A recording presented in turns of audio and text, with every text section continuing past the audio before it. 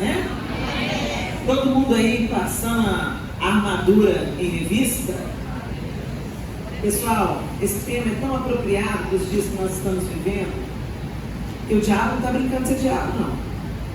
Mas tem muito crente brincando de ser crente.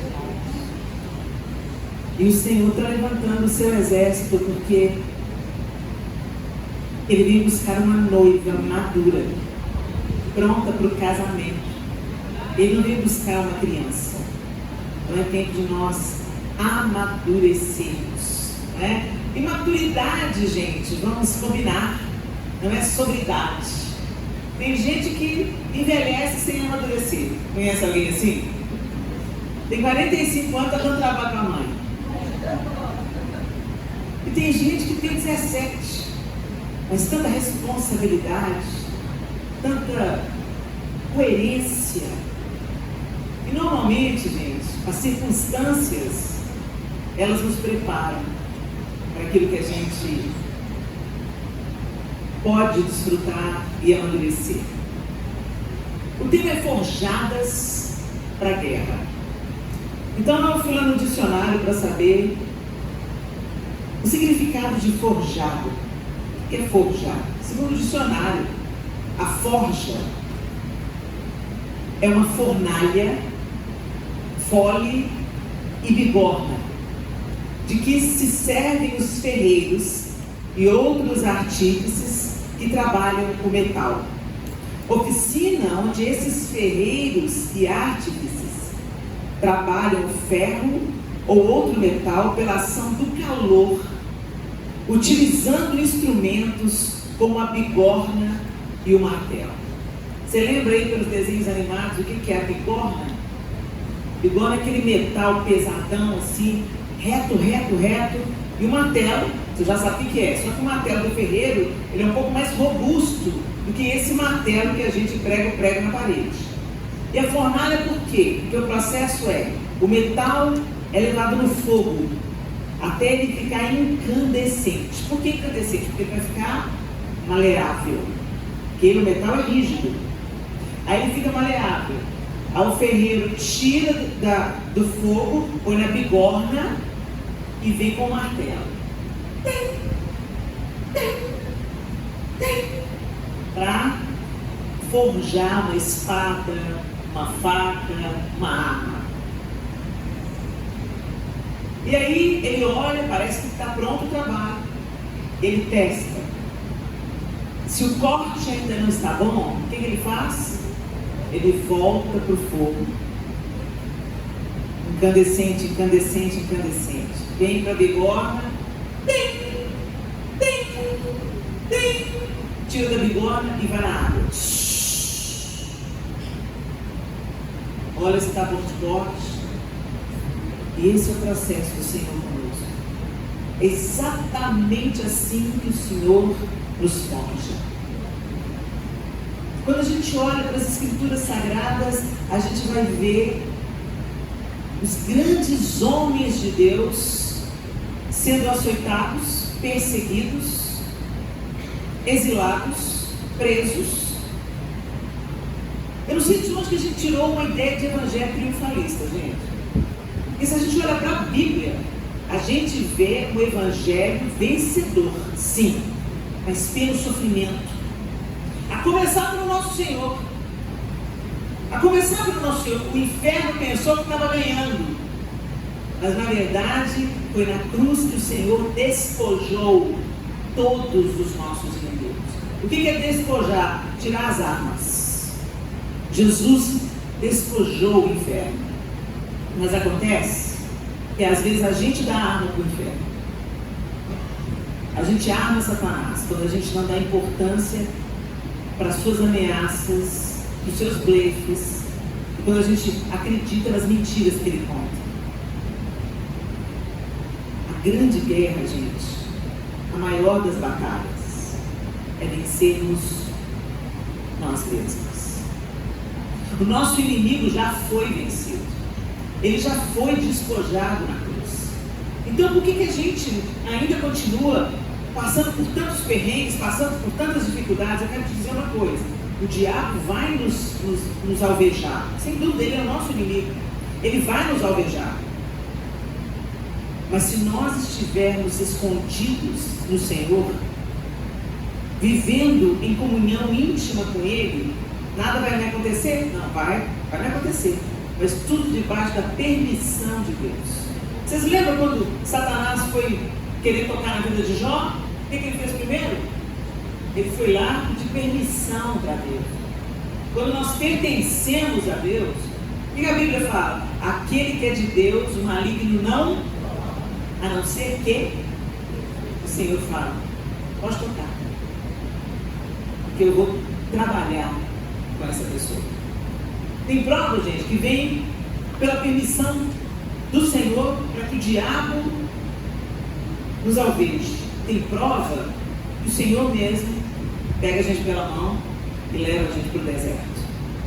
E ali no deserto Ele nos ensina tanto sobre o seu amor, sua graça, seu favor. E se você duvida, eu quero que você lembre aí dos momentos da sua vida onde você mais aprendeu.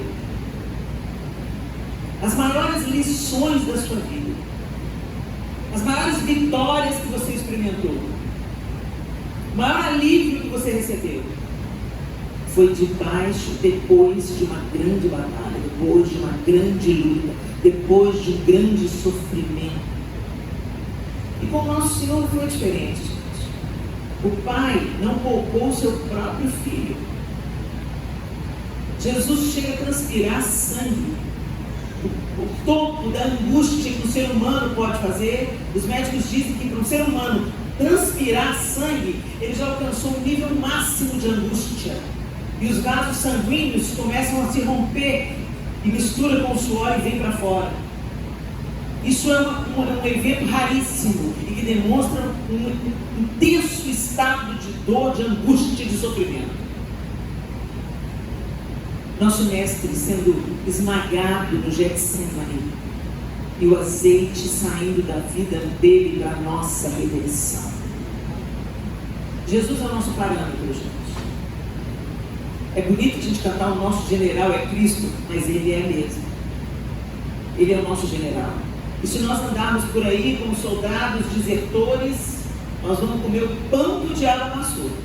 Mas se a gente estiver debaixo da direção do nosso comandante, Ele não prometeu que nós não teríamos os nossos estilhaços de guerra. Ele não prometeu que você não ia perder um braço, uma perna. Ele não prometeu. Ele falou, vocês terão aflições, mas tem de bom ânimo. Você já sabe o fim da história. Você já sabe o fim da história? Amém, gente? Amém. Parece que você sabe o fim da história, não. Muito bem. Abra sua Bíblia comigo. Em Efésios, capítulo 6, do verso 10 em diante. Efésios 6, a partir do verso 10. A minha Bíblia é da linguagem NVI, a nova versão. E diz assim a partir do verso 10. Finalmente, sejam fortalecidos no Senhor e na força do seu poder. Vistam-se de toda a armadura de Deus, para poderem ficar firmes contra as ciladas do diabo.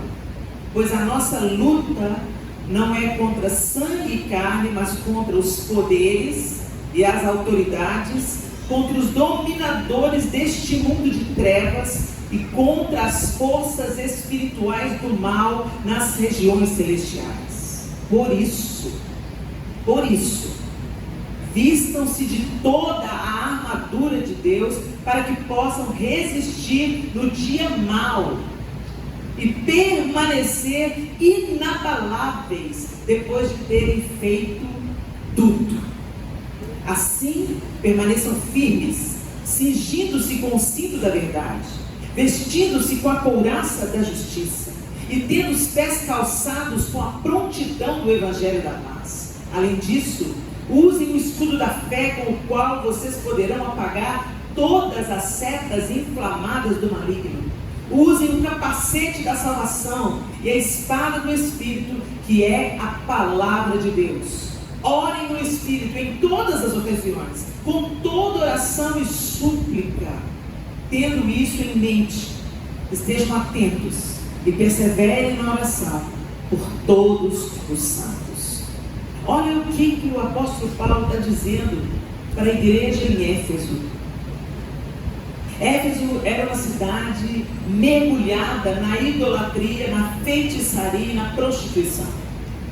Éfeso era uma cidade pervertida. E o apóstolo Paulo chega em Éfeso para levar a mensagem do Evangelho. E ali em Éfeso, que era uma grande cidade, era uma das maiores cidades da Ásia Menor na antiguidade, e recebia, além dos moradores que Éfeso tinha, recebia muitas caravanas de fora, muitos visitantes, porque era uma cidade portuária e, além de tudo, tinha o templo à deusa Diana. Então era um centro de idolatria, um foco de idolatria e de feitiçaria.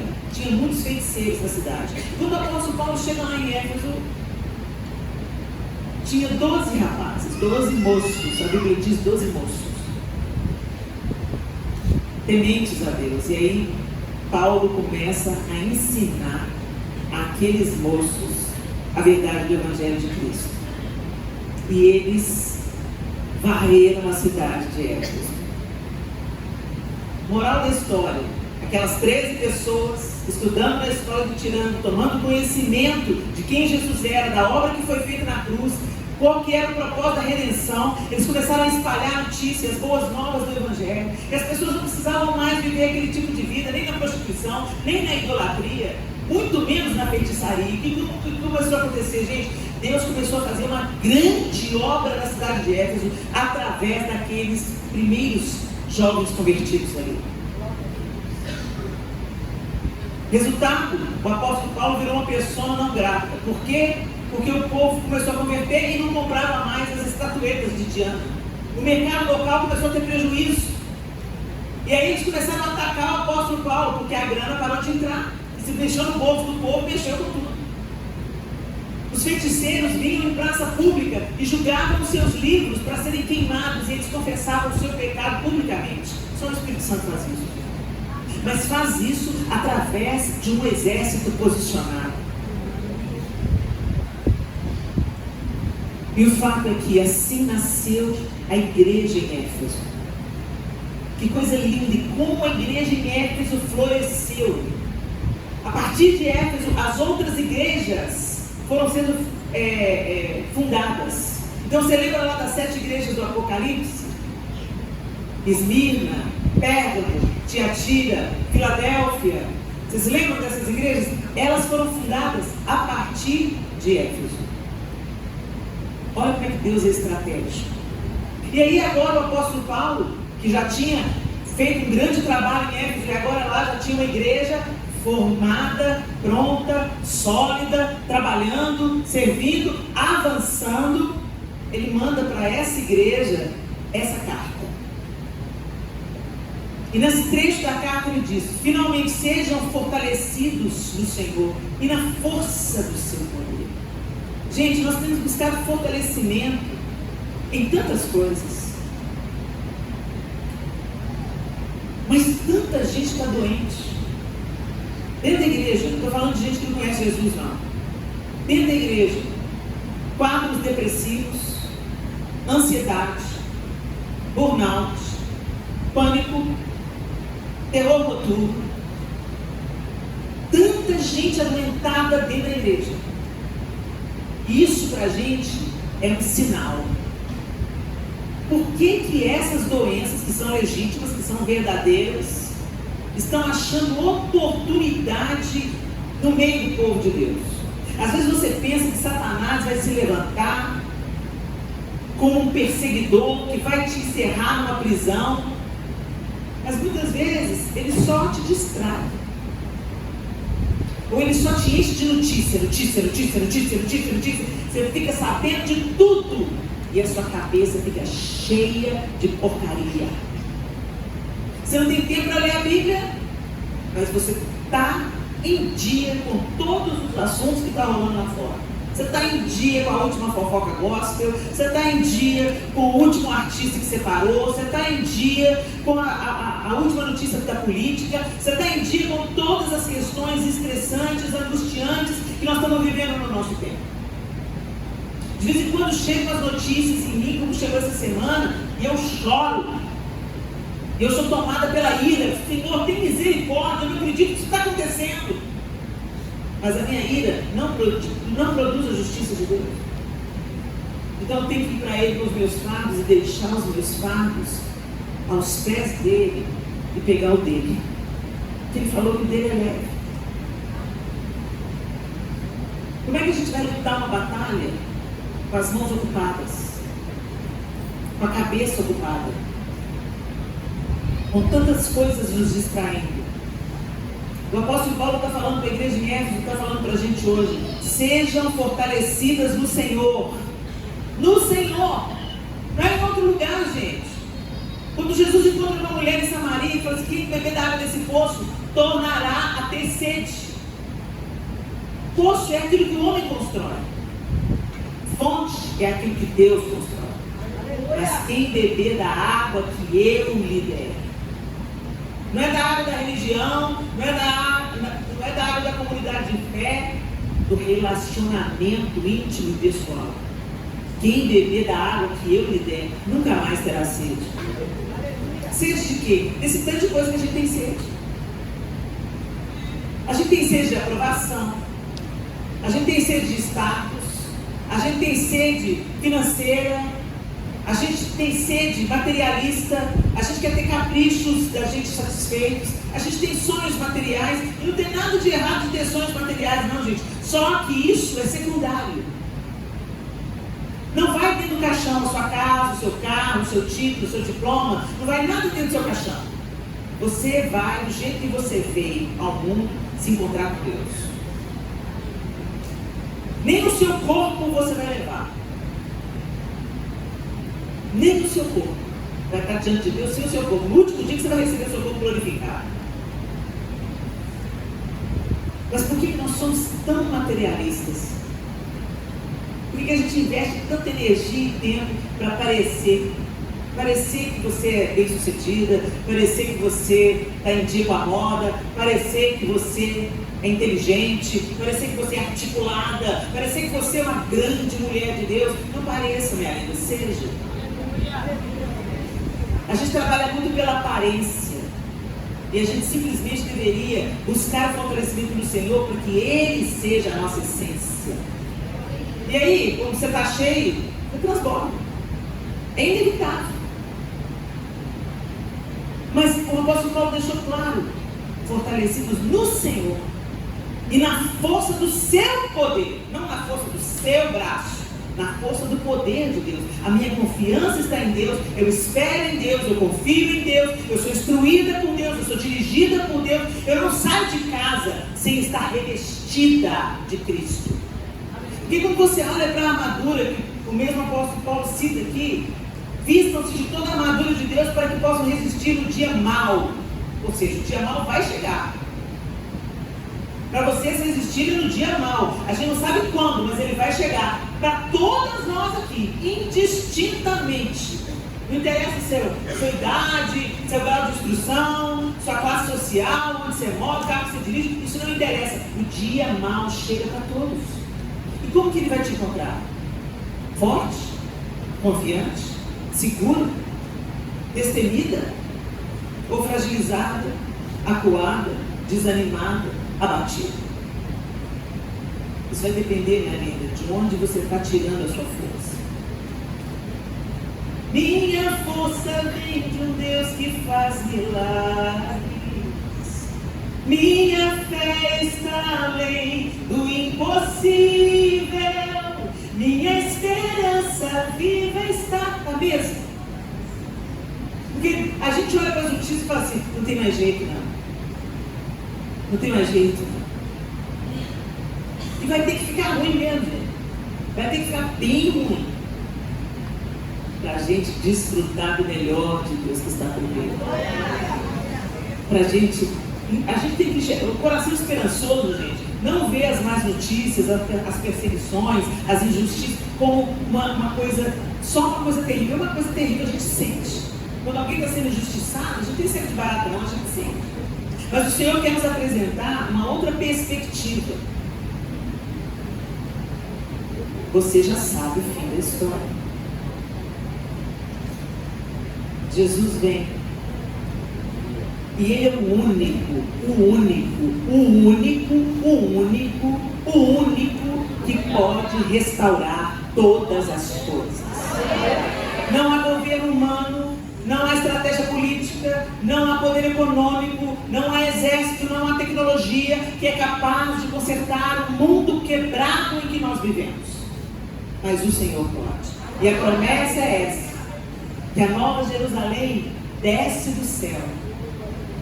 O eterno invade o temporal e o Senhor reinará. Aleluia de Handel. E Ele reinará para sempre. A gente se esqueceu disso. A gente está buscando as nossas resoluções nas coisas desse terra. E esse era o problema da igreja de Éfeso. Estava começando a ficar intimidada, estava começando a ficar temerosa, e o apóstolo Paulo manda uma palavra de encorajamento. Não, sejam fortalecidos do Senhor, na força do seu poder, vistam-se de toda a armadura de Deus. E quando você olha para a armadura de Deus, ele fala, cingindo-se com o cinto da verdade. A gente gosta muito de falar, vamos vestir a armadura de Deus, pega aí, e a gente faz os atos proféticos, né? Mas muito mais, gente, do que a gente colocar um cinto imaginário, é você se cingir da verdade. A verdade prende tudo. O cinto é aquele que prende tudo, todo o resto da armadura. A couraça da justiça. Será que nós estamos vivendo cobertos pela justiça de Deus? Será que é a justiça de Deus que protege o nosso coração? Será que nós estamos nos cingindo da verdade?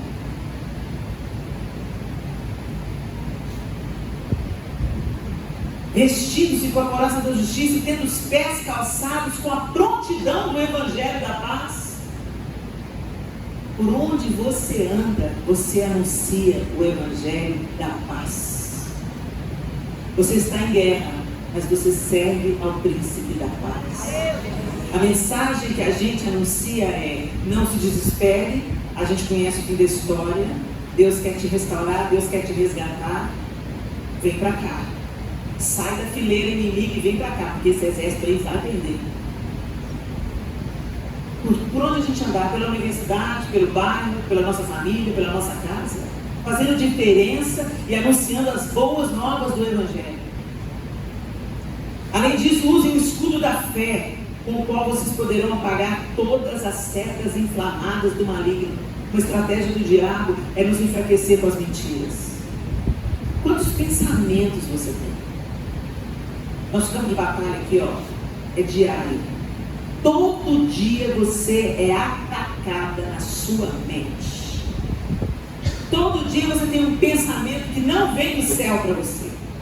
Todo dia você pensa alguma coisa do tipo: eu não vou conseguir. Isso não é para mim.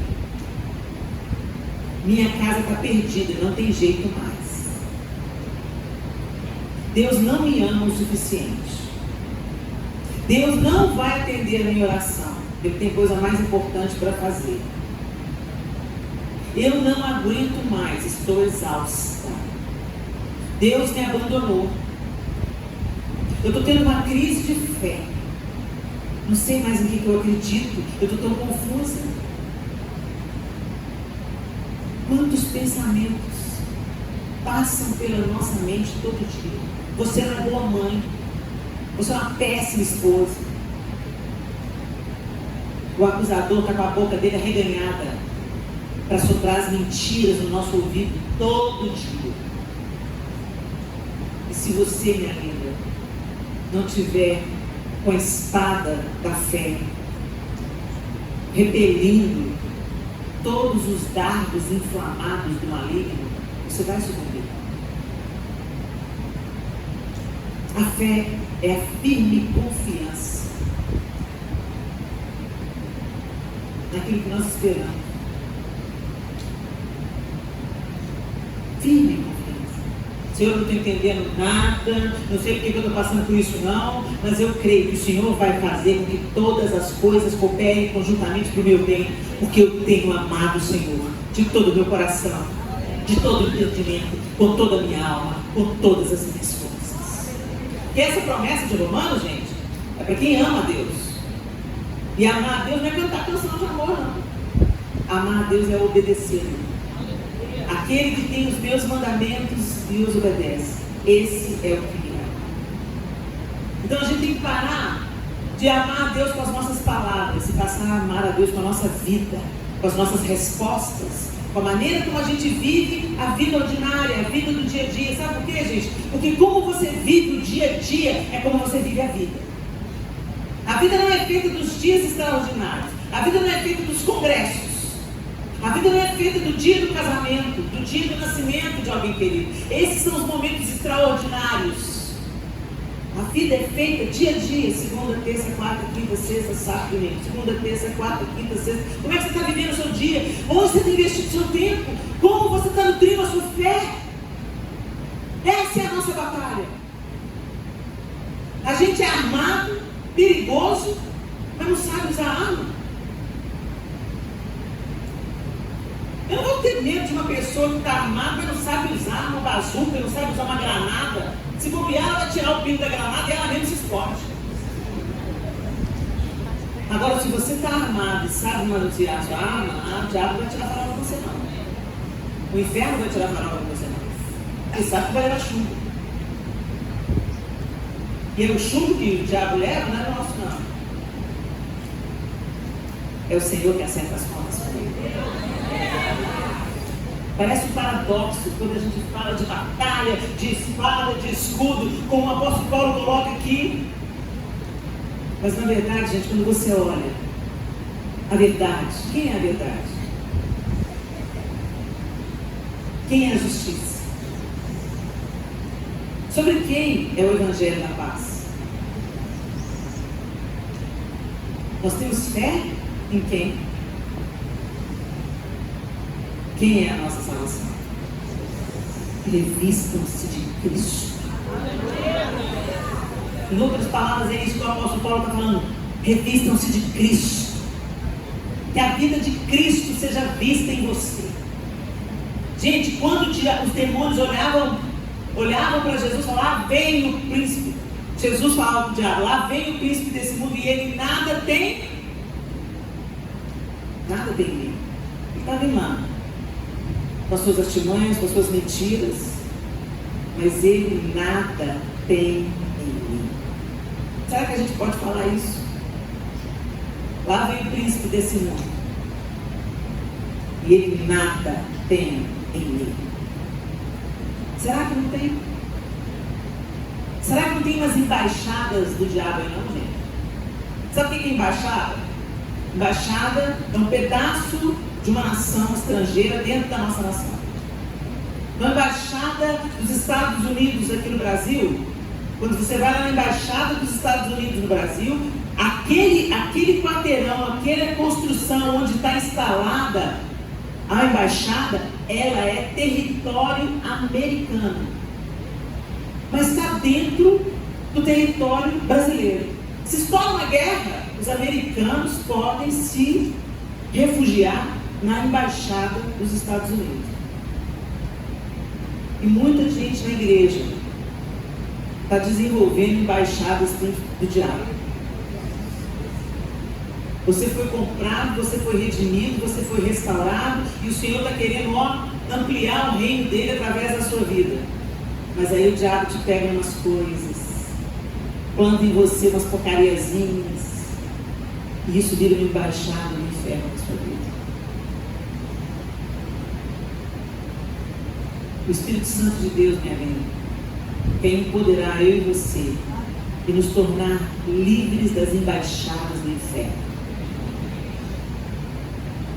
Para que você possa falar como Jesus, lá vem o príncipe desse mundo e ele não vai encontrar brecha em mim não, porque eu sei que tem incrível, eu sei para quem tem incrível.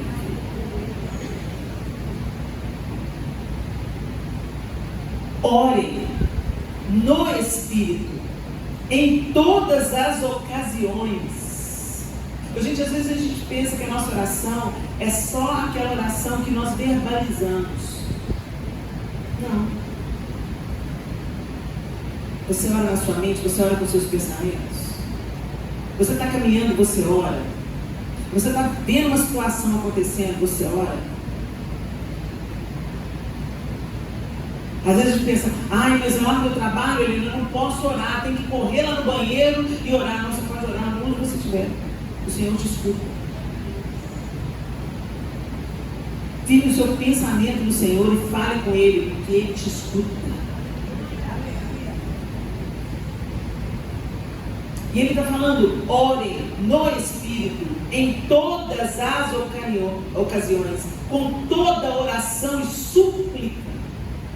Gente, pede.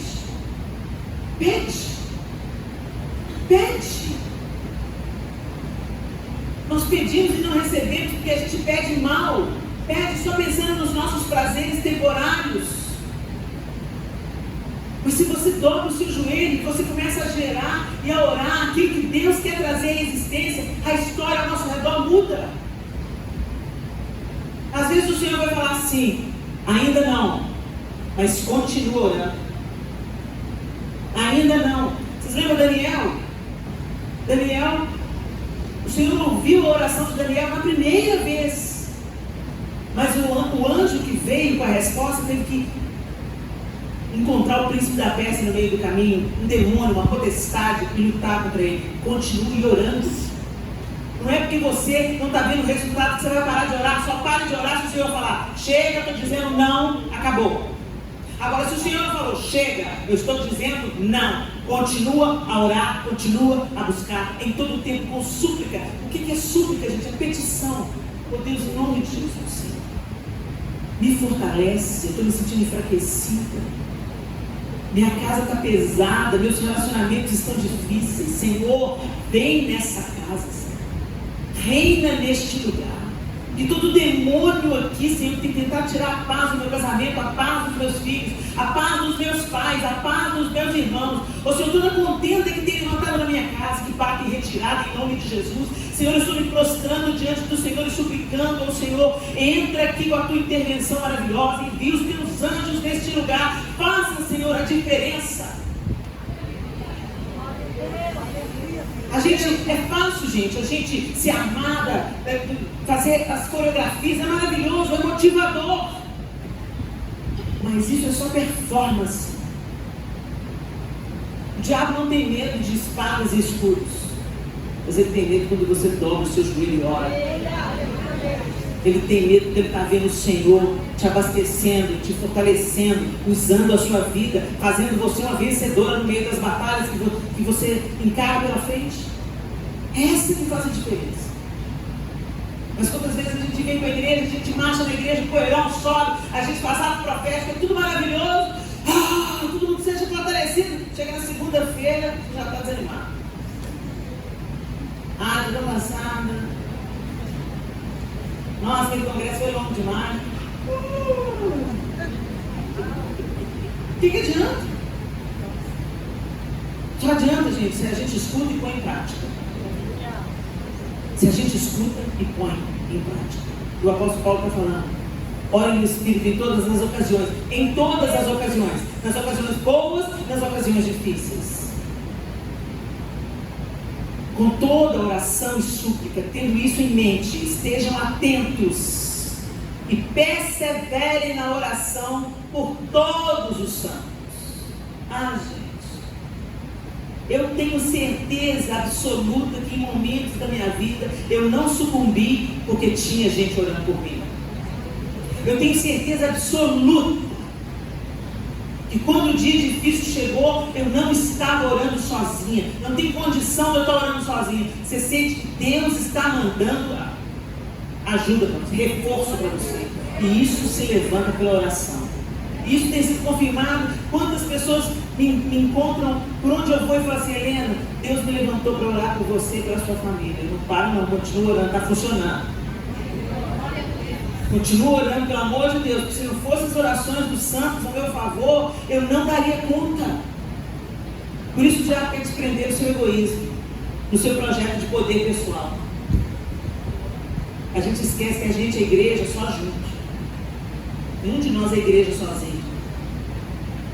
Nós somos igreja juntos. Nós precisamos de orar uns pelos outros e não orar apenas pelas nossas causas. Está orando pelos seus filhos? Ora pelos filhos das outras também. Que estão desviados, que estão precisando ser alcançados pelo Senhor. Está orando pelo seu casamento? Ore pelo casamento daquela sua amiga que você sabe que também está atravessando uma crise. Está orando por um trabalho novo? Senhor, o Senhor sabe onde tem um servo do Senhor passando necessidade. Abra uma porta de emprego. Gente, teve uma vez que o Senhor me acordou de madrugada. E o que estava na minha cabeça? Uma prisão no deserto do Saara, perto do Egito. Quando a gente passa do Egito para Israel, a gente segue uma estrada e no meio da estrada é o deserto. E aí eu vi uma construção enorme e perguntei para o guia: o que é aquilo? Aquela é a prisão. Nossa, mas ela é enorme. Ela é mais enorme para dentro da terra. Ela tem vários andares para baixo. É o mesmo? Quantas pessoas estão presas lá? Ninguém sabe. As pessoas recebem visitas? E o Egito é um lugar que prende cristãos. E eu acordei de madrugada com aquele prédio na cabeça. E o Senhor falou: dobra os seus joelhos e ora por uma situação naquela cadeia. Eu sei o que é? Não sei. Eu sei quem atingiu? Não sei. Mas eu obedeci. Senhor, eu não sei o que está acontecendo naquele lugar, mas eu te peço, entra com o exército dos teus anjos ali e salva os teus, preserva os teus, fortalece os teus, livra os teus ou recolhe os teus, mas não deixa mais o sofrimento abatê-los. Eu orei, até sentir paz. Aquele sentimento de missão cumprida. Me deitar. Soube o que aconteceu? Não. Mas eu não preciso de saber o que eu já discerni espiritualmente. Eu não preciso de ver com os meus olhos carnais. Talvez no grande dia o Senhor me faça entender de que eu fui participante. Eu e outras que Ele deve ter levantado no mesmo horário. Todo mundo ora, clama pelos meus. O apóstolo Paulo está falando aqui claramente: ora pelos santos. Nós somos um só exército. Se um é baleado, todo mundo sente, todo mundo sofre. Se o escândalo vem para uma igreja, gente, não mancha só o nome de uma igreja, não. Mancha o nome de toda a cristandade. E aí é mais fácil falar assim: não é meu irmão, não, é primo. Não é primo, não, é irmão. Sabe os seus irmãos problemáticos? Você tem irmão problemático. E às vezes você tem irmão problemático. Mas o Senhor não descarta ninguém. Nós somos imperfeitos, nós estamos no processo. Mas o fato é, quando alguma coisa fere a igreja, traz escândalo para a igreja, fere todos nós. Ou deveria ferir, né? Então para de consumir fofoca e gospel, tá, gente? Porque exército que você está lutando? Desse do seu lado. Como é que eu estou lutando contra o inimigo ficando amiga dele? Como é que eu estou guerreando contra o inimigo verdadeiro e consumindo as coisas dele para dar mais dinheiro para ele? Dar like, da curtida, da visualização? Que luta é essa que a gente está lutando, que a gente fortalece o nosso inimigo?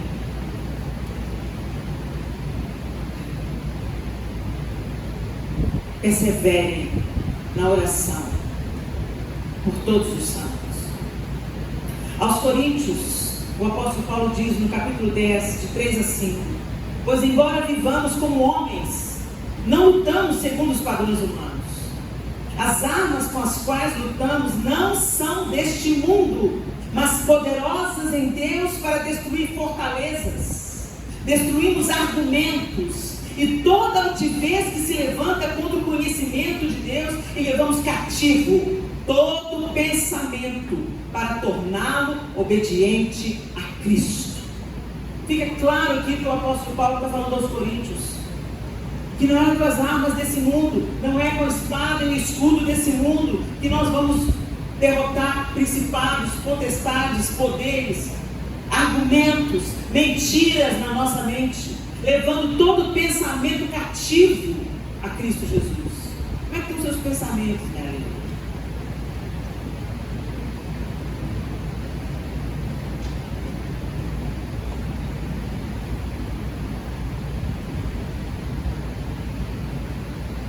O que você tem pensado a respeito de você, a respeito dos outros? Você já percebeu que você tem uma ideia pronta a respeito de uma pessoa com a qual você nunca sentou para conversar? Sabe? Que ranço que eu tenho da pessoa. Nós mulheres somos mestres deles, né? Meu santo não vai com dela. Como assim? Nós temos o Espírito Santo. Tem essa história de meu santo não vai com dela, não. Mas a gente olha e fala assim, não. Ela nunca te fez nada. Você nunca teve uma oportunidade. Você nunca sentou para conversar. Você não sabe a história que ela carrega. Você não sabe as coisas que já aconteceram com ela. Mas a gente já tem uma antipatia pronta. Gente, isso não é de Deus, não. Isso não é de Deus, mas a gente aceita como se fosse uma coisa natural. A gente faz parte da nossa vida essas meninices. O diabo está colocando antipatia com uma pessoa, vai lá, abraça ela, abençoa ela, ora por ela. Você pode constatar que ela é uma peste mesmo. Às vezes você vai chegar e nossa, aquela pessoa era tudo aquilo que eu pensava mesmo. Mas essas pessoas difíceis tem o poder de esticar o nosso amor. Que glória tem, como Jesus fala, que glória tem você amar quem é igual a você? Que glória há em você amar quem concorda, quem pensa como você, quem vota no mesmo candidato? Que glória tem isso? Nenhuma. O nosso desafio é amar quem é difícil de amar igual o Senhor nos amou. E o padrão foi esse: como eu vos amei, que vos amais uns aos outros. E o Senhor não me amou porque eu era parecida com Ele. O Senhor não me amou porque eu já entendi e correspondi a esse amor. O Senhor me amou porque eu estava morta nos meus delitos, nos meus pecados, na minha rebelião, na minha obstinação, na minha inveja. Quando eu estava morta, Ele me amou. E Ele nos convida a fazer o mesmo. Mas você está aí, no padrão desse século. Ela fica em paz lá e eu fico em paz aqui. Cada um segue a sua vida. Hoje Deus tem senso de humor. Resolve isso logo, senão ele abre um negócio aí para você precisar dessa pessoa. Ele é especialista de fazer isso. Então, se você está se colocando na presença de Deus, se você quer realmente ser revestido de Cristo, resolve as suas pendências. A Helena que você não conhece é minha sogra. Não, você não me conhece a minha nora. Levou embora meu filhinho. Vocês estão rindo, né, gente? Mas o bicho está pegando entre histórias e noras. Por quê? O amor de mãe não compete com o amor de esposa. Você não pode dar para o seu filho o que a esposa dele dá.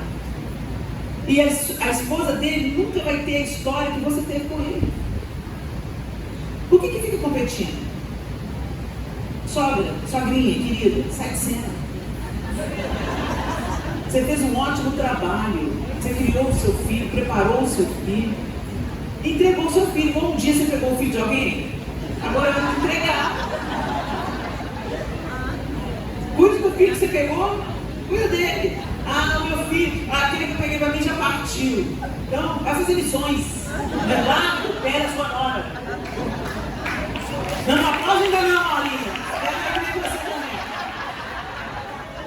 Ele vai falar, fala Deus! Eu falo com você, nora, abaixa a sua bola de lindona, que a sua vez vai chegar. Essa mulher que você está em pé de guerra com ela agora, o DNA dela está no cara com quem você dorme. Os seus filhos serão netos dela, com o teu sangue dela. Então, deixa Jesus entrar o que está quebrado. Deixa essa obstinação de lado, essa ciumeira de lado, essa competição de lado. senta com a sua sogra, leva um papo reto com ela. Ela está passando os limites para a sogrinha, deixa eu te falar. Te agradeço, você me deu o homem da minha vida. Mas você não deu, ok? Agora é meu território aqui, ó. Ok? Eu quero respeitar o seu território, honrar a senhora, porque a senhora é mãe do meu marido. Eu quero estar de bem com a mãe do meu marido.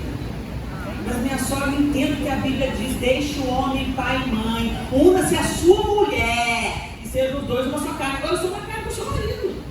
E a senhora está me machucando. Se a senhora me machuca, machuca meu marido também. Eu sou uma carne, sou moído. Peça perdão, resolve esse barraco aí, pede o Espírito Santo para vir, fazer uma obra maravilhosa.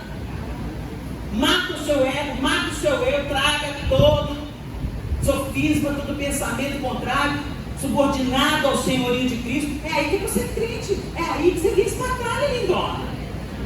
Não é vestindo a camisa camuflada, não. É vestindo a couraça da justiça, o cinto da verdade, o escudo da fé, a espada do Espírito. Vai! Sua sogra não é um dragão, sua nora não é um bicho-papão. Vocês amam o mesmo homem, facilita a vida desse cara, pelo amor de Deus. Porque ter uma mãe e uma esposa em pé de guerra, ninguém é no inferno, é no inferno. Colabora com esse homem, ok? E entenda só, você já viveu mais, você já passou pelo processo, você já esteve no lugar de nora, você está no lugar de nora primeiro. Então quero te dizer, minha linda, você que é sogra como eu, sou sogra, 2 noras. Maravilhosas, maravilhosas, não sou boba nem nada de brigar com as mães do meu neto. A mãe do meu neto é a futura mãe do meu neto. Só se eu fosse trouxa, né? São minhas filhas, porque agora são uma só carne com o Miguel, uma só carne com o Arthur. Eu respeito elas.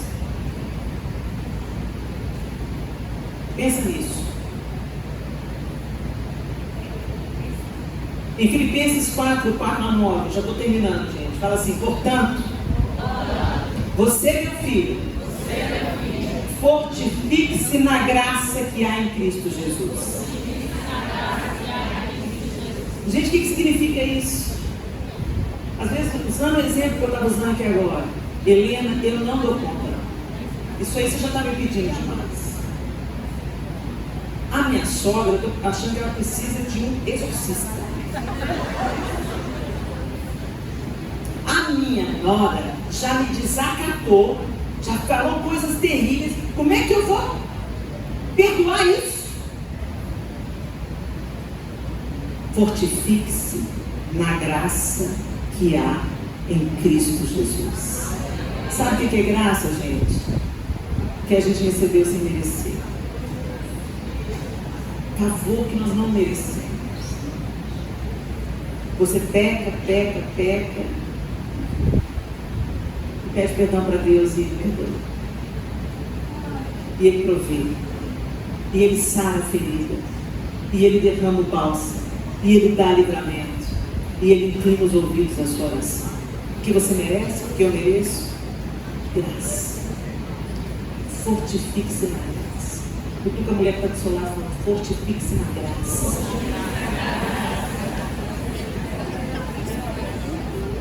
E finalmente aos Gálatas, ele diz, o mesmo apóstolo Paulo: por isso digo, vivam pelo Espírito, e de modo nenhum satisfarão os desejos da carne. Gente, quando a gente pensa em desejo da carne, a gente já pensa na lascívia, na prostituição, nas questões relacionadas ao sexo. Não, gente. Desejo da carne é você querer dar uma voadora na nora. Desejo da carne é você falar mal da sogra. Desejo da carne é tudo que você... A sua razão está na frente, a sua vontade está na frente, o que você acha, a minha opinião está na frente. Vontade da carne. Vontade da carne. Qual que é a vontade de Deus para a sua vida? Vivam pelo Espírito Santo, e de modo nenhum satisfarão os desejos da carne, pois a carne deseja o que é contra o Espírito, o Espírito que é contra a carne. Eles estão em conflito um com o outro, de modo que vocês não fazem o bem que desejam. Olha isso. Por isso que eu comecei essa palavra dizendo para você: a nossa principal luta com a gente mesmo.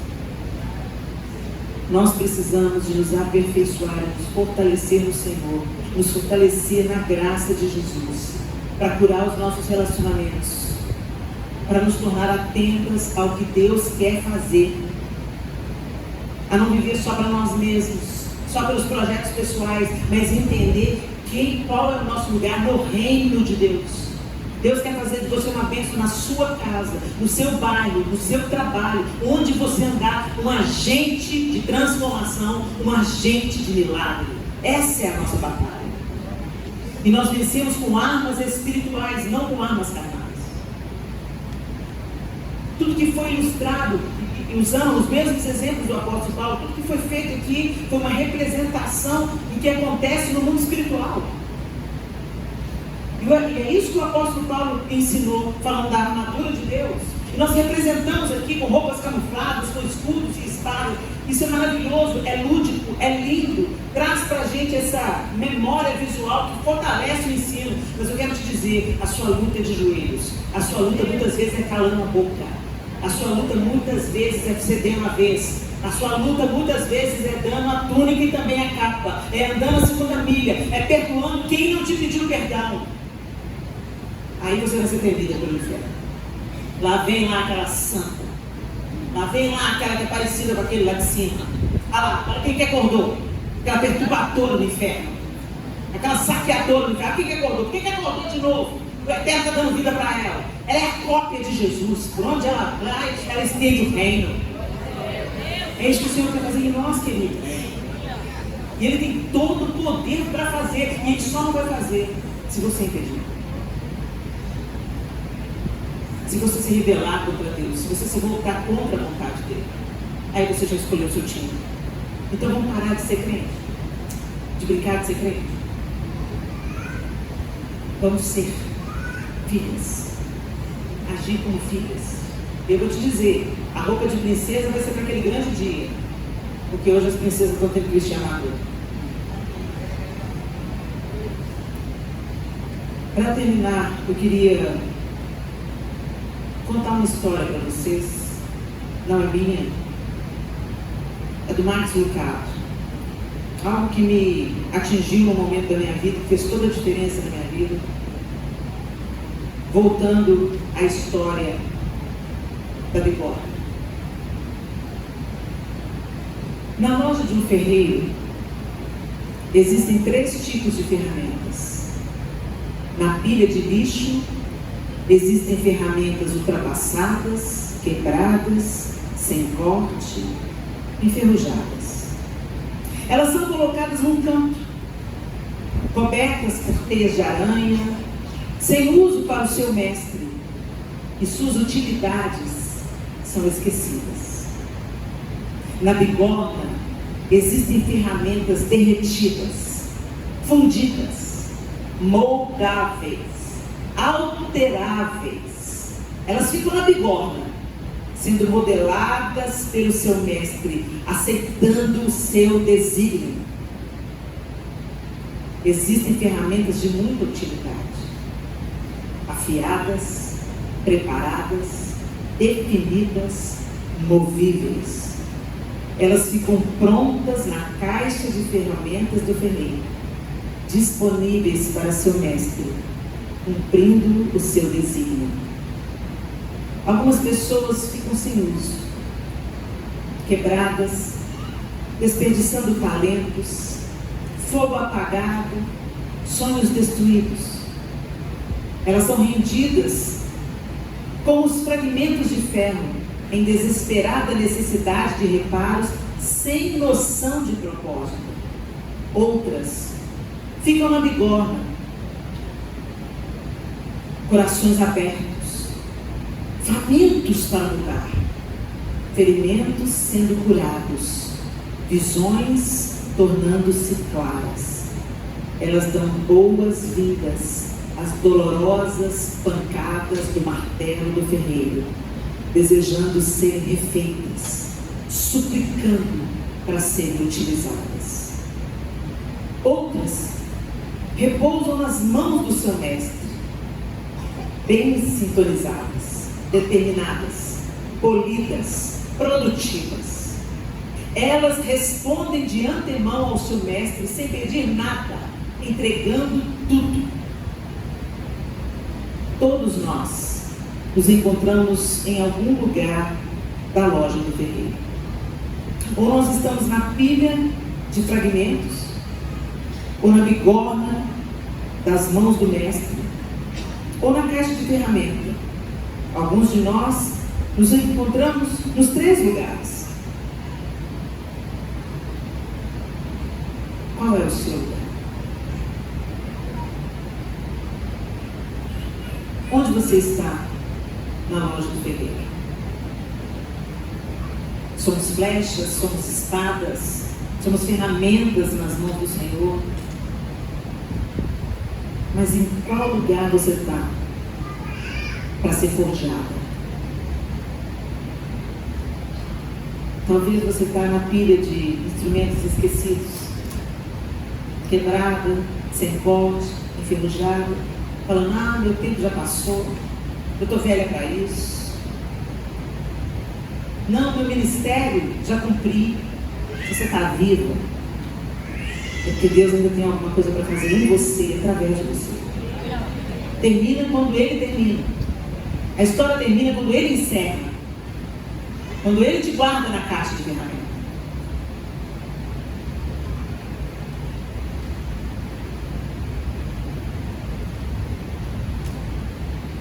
Talvez você esteja na bigorna.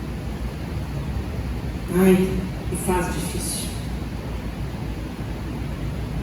Já foi no fogo, esquentou, está derretida, mas está moldável. Às vezes você vem de uma história de sofrimento que te ensinou tantas coisas, então você está moldável. Deus pode usar isso aí para te aperfeiçoar e te dar corte, te dar propósito. É tempo de refrigério, né? Porque o próximo passo depois da bigorna, da fornalha e da bigorna, é água. Deus tem refrigério também para você. E talvez você esteja